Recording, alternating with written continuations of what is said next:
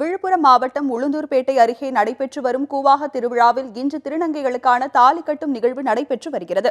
இதுகுறித்த கூடுதல் தகவல்களை நமது செய்தியாளர் ராஜுவிடம் கேட்கலாம். வணக்கம் ராஜலட்சுமி. அதாவது விழுப்புரம் மாவட்டம் உளுந்தூர்பேட்டை அருகே உள்ள கூவாகம் கூத்தாண்டவர் கோயில் உலக அளவில் பிரசித்தி பெற்ற கோயிலாகும்.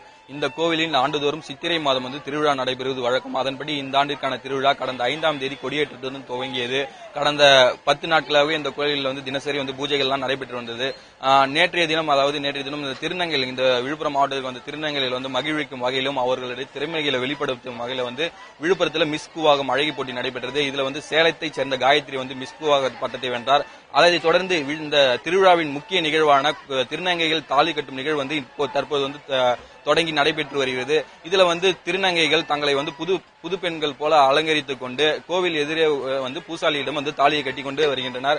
இதுல ஆயிரக்கணக்கான திருநங்கைகள் தற்போது தாலி கட்டி கொண்டு வருகின்றனர். ராஜலட்சுமி. ராஜீவ், பக்தர்களுக்கு அங்க என்ன மாதிரியான ஏற்பாடுகள் செய்யப்பட்டிருக்கு? குறிப்பாக திருநங்கைகளுக்கு அங்க என்ன மாதிரியான பாதுகாப்பு ஏற்பாடுகள் செய்யப்பட்டிருக்கு? அதாவது ராஜலட்சுமி, இங்க வரும் திருநங்கைகள் இங்க போதிய தங்கும் வசதிகள் இல்லை என்று கூறப்படுகிறது. குறிப்பாக சொல்ல வேண்டும், இந்த கோவில் நிர்வாகம் சார்பில் ஒரு 5 அறைகள் மட்டுமே இங்க உள்ளன. அந்த 5 அறைகள்ல ஒரு கிட்டத்தட்ட ஒரு 100 பேர் மட்டுமே தங்க முடியும். ஆனால் இந்த கோவிலுக்கு 10,000 கணக்கான திருநங்கைகள் வருகை புரிவார்கள். ஆனால் இவர்களுக்கான தங்கும் வசதி சரியாக செய்து தரப்படுகிறது குற்றச்சாட்டும் எழுகிறது. அதே போல இங்க அவர்களுக்கு தனியாக குளிப்பதற்கும் கழிப்பிட வசதியும் போதுமான அளவில் ஏற்படுத்துகிறார்கள் என்று ஒரு குற்றச்சாட்டையும் முன்வைக்கின்றனர். இது குறித்து நம்மிடையே ஒரு திருநங்கையே இருக்காங்க, அவங்க கிட்டே நேரடியாக கேட்டு தெரிஞ்சுக்கலாம். வணக்கம், உங்களுக்கு இந்த போதுமான வசதிகள் எல்லாம் செஞ்சு கொடுக்குறாங்களா? எங்க வருங்க நீங்க? வணக்கம், என் பேர் மனிஷா. நான் சேலம்ல இருந்து வந்துட்டு இருக்கேன்.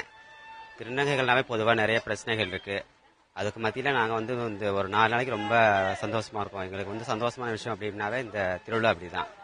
எங்களுக்கு இங்க அடிப்படை வசதி எதுவுமே சரியா இல்லை. எங்களுக்கு குளிக்கிற வசதி, தங்குற வசதி எதுவுமே இங்க கிடையவே கிடையாது. நாங்களும் வருஷம் இதை சொல்லிட்டு தான் இருக்கோம்.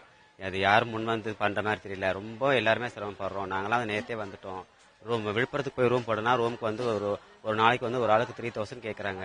எல்லாருமே ரூம் காசு கொடுத்து தங்க முடியாது. அதுக்கு பட்சத்துல நாங்க இங்க தங்கலாம்னு வந்தோம்னா, இங்க நான் வருஷம் அன்னதானம் பண்றதுனால கோயிலுக்கு வந்துடுறோம்.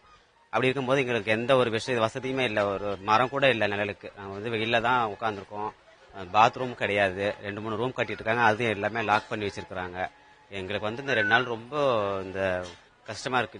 அடுத்த வருஷமாவது எங்களுக்கு இந்த அடிப்படை வசதி எல்லாம் கொஞ்சம் பண்ணி கொடுத்தா நல்லா இருக்கும் அப்படிங்கறத நான் ரொம்ப விரும்பி கேட்டுக்கிறேன்.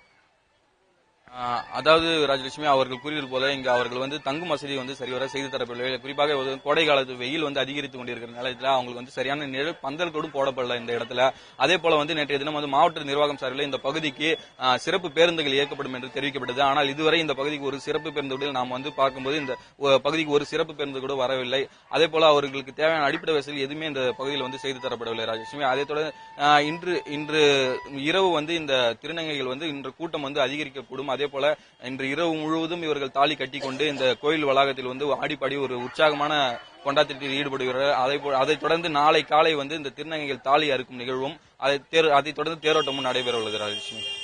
ராஜு, உங்களுடைய தகவல்களுக்கு நன்றி.